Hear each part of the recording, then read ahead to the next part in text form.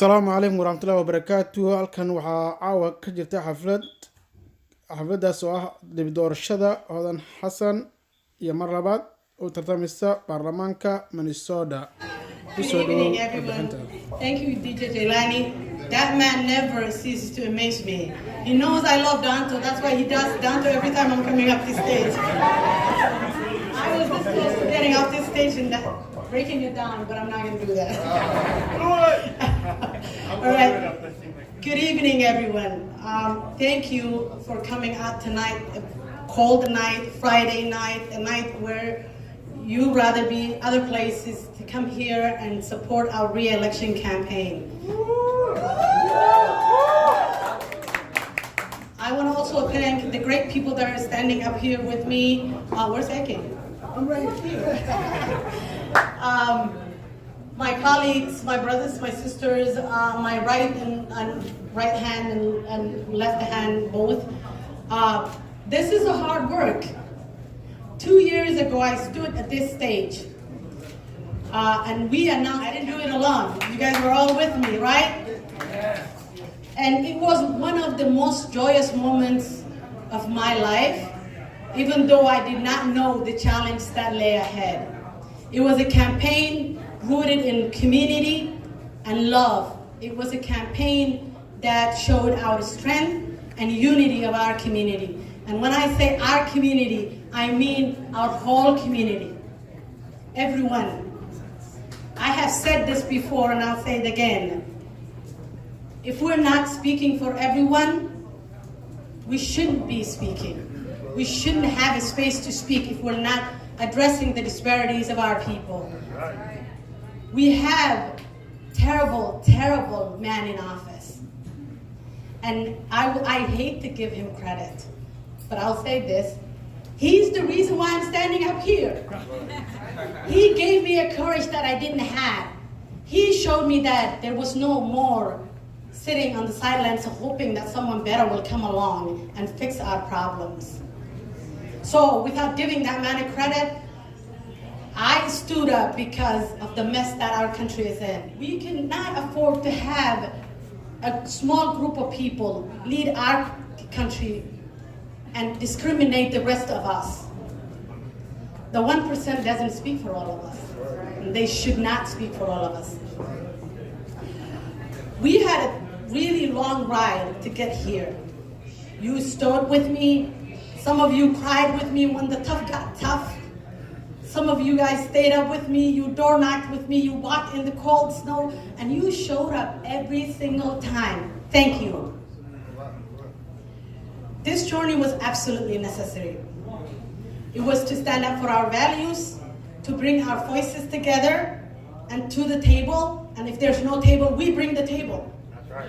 If there is no circle that we fit in, we redraw that circle to make sure that we all included.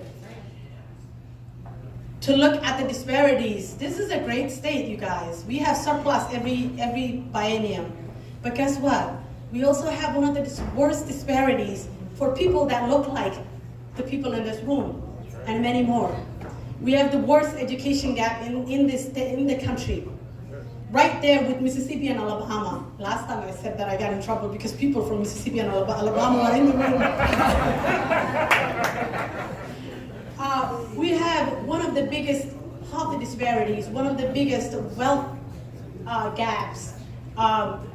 There are no affordable houses. People need to stop saying that we're gonna work on affordability of affordable houses.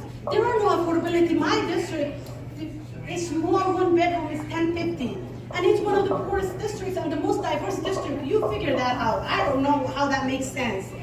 So you sent me to the Capitol. And you said, I have to represent you. I have been representing you. And I'll tell you the work that I have done. When the Republican caucus's colleagues of mine stood up in the House floor and uttered racist and Islamophobic, I stood up. That's right. And I have It's time to talk about equity in economic development. I stood up to make sure that we have opportunities for everybody. That's right. That's right. When we talk about education and all the problems that are in our education system, I am there every day to make sure that our kids' voices are not left behind, that no kids are left behind, left every kid behind. So we need to rethink about this structure. If it works for some parts of the community, it should work for all. That's right. My work at the Capitol has not been easy, but I didn't go there for a luxury. I didn't go there for a vacation, and I didn't go there for easy work. I went there because I knew it was going to be hard work, and I knew I'm going to need your support every way along the way. And it has been a great success because I carry your voices with me wherever I go, every room that I step into. And it's not easy stepping into rooms where you're the only person that look like you, where you're the only person that has the same experience as you had, where you're the only person that people look at and say, what are you talking about? This doesn't exist in our backyard. Well, I'm sorry, but come to my backyard. I keep inviting people to Lake Street. Take a walk on Lake Street at Franklin and see what my community looks like. 2 more years for Holland. 2 more years. 2 more years. 2 more years. 2 more years. When Minnesota decided to do investments in small businesses, my Republican colleagues say, oh, small businesses are the heart of American people. Well, good. Let's invest in all the small businesses so then America can grow and flourish. Don't you agree with me? Yes.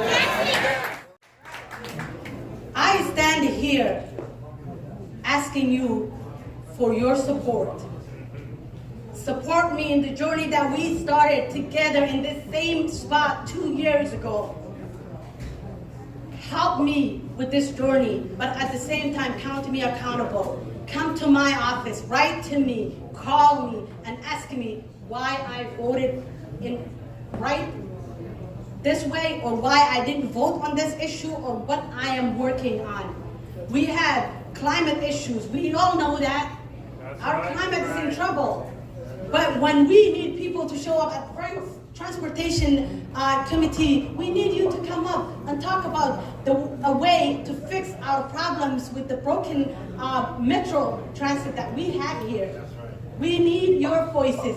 We cannot do this work alone. We can't. Sometimes, you know, I say that I'm going to talk bad about the Senate, so you may cover your ears. The Senate is where great ideas die. Right?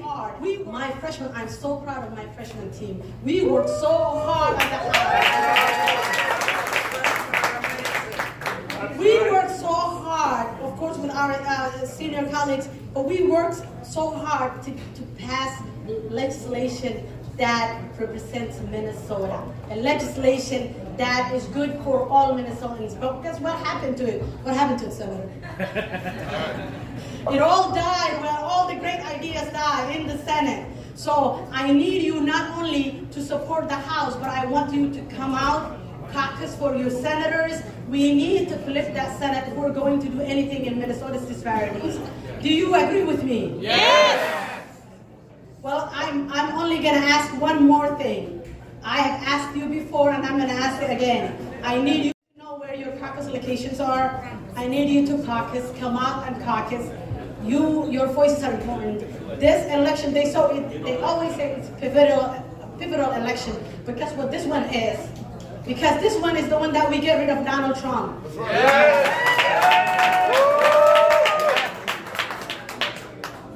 And I want you to continue supporting the work that we started together so I can continue to be your voice.